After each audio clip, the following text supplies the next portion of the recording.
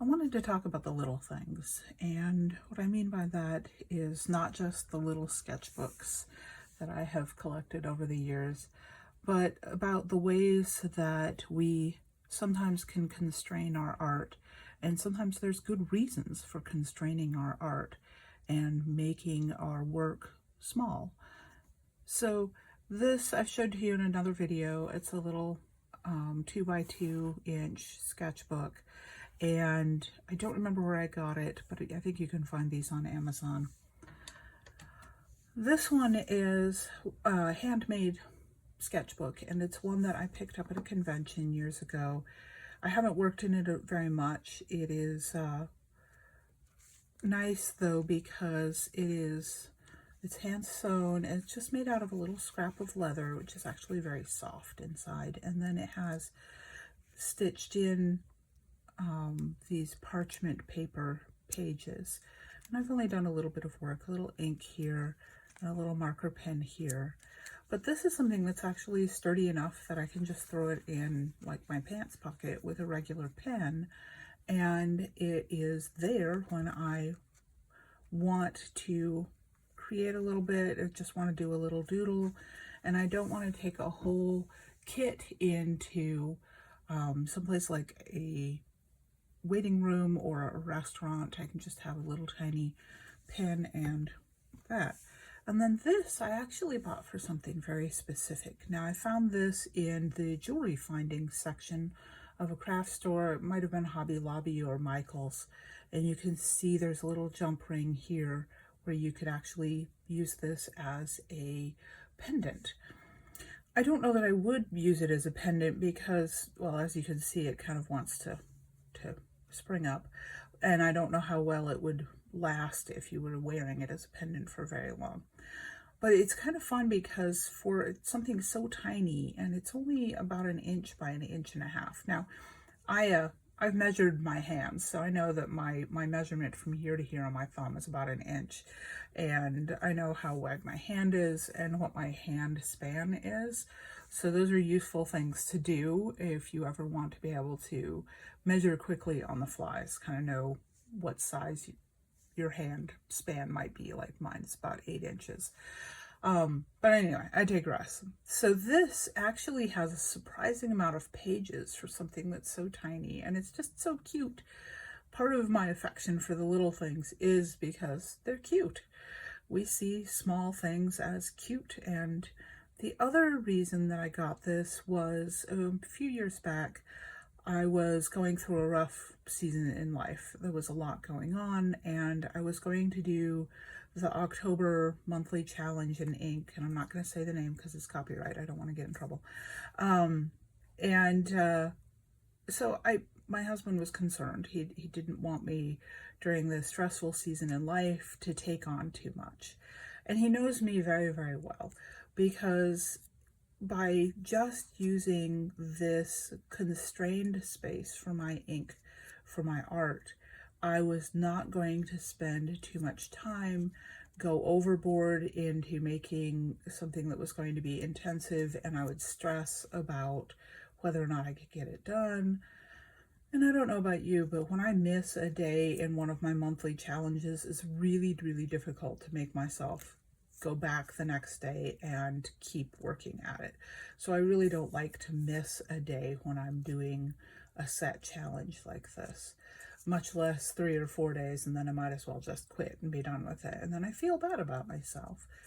So the concept here was to take these little tiny pages and to do art on them every day, which wasn't going to take long, and it wasn't going to make me feel guilty.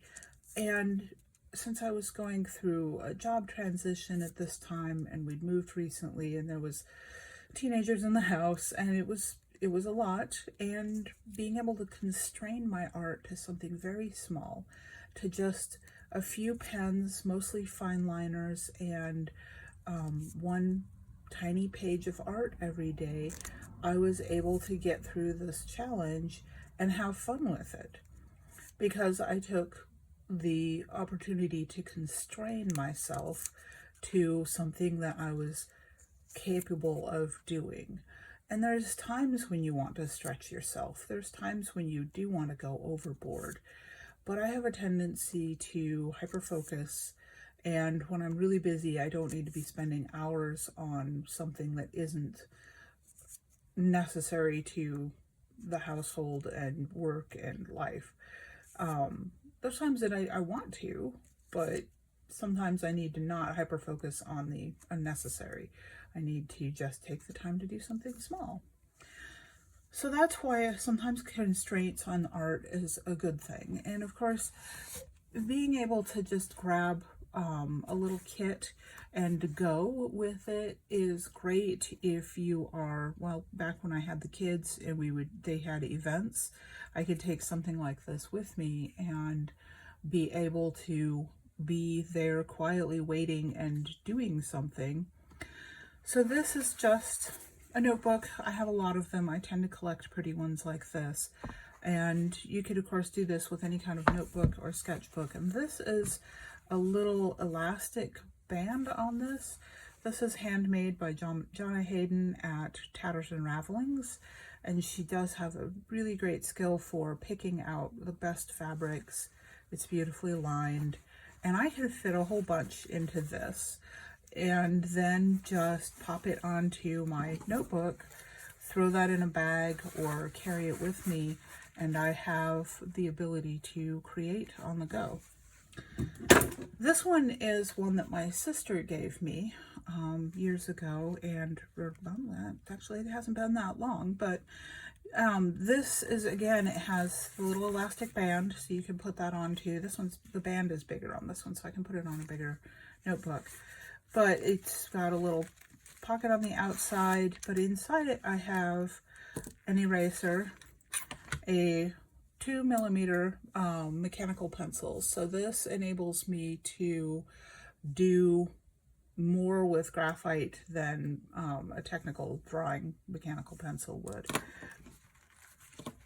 I have a feud brush, which are my favorite kinds of brushes. I like the brush tips. This one isn't a nylon bristle tip, but it'll still give me lots of line weight and expression.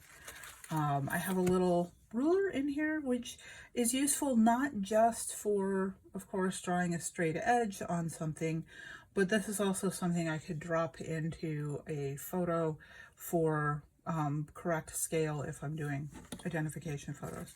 And then finally, what I have in here are some watercolor blank bookmarks.